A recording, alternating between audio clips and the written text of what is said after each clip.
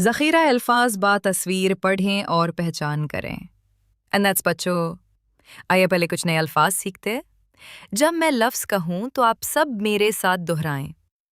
जाला जाला, जाड़ा जाड़ा, जार जार, चूहा चूहा, जूस जूस, जोता जूता, चाबी चाबी, जाली जाली।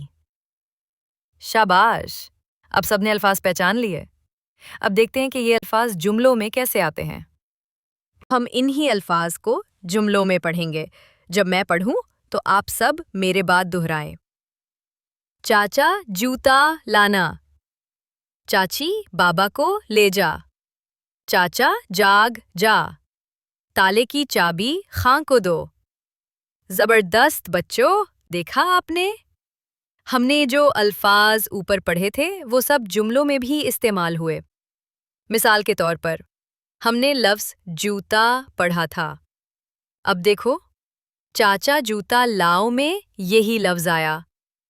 हमने चाबी पढ़ा था और जुमले में है ताले की चाबी खां को दो।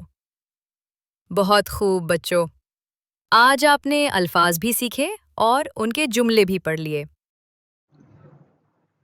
जी बच्चों, घर के काम के लिए सफ़ा नंबर 19 ता 20 हिज्जों के साथ पढ़ें।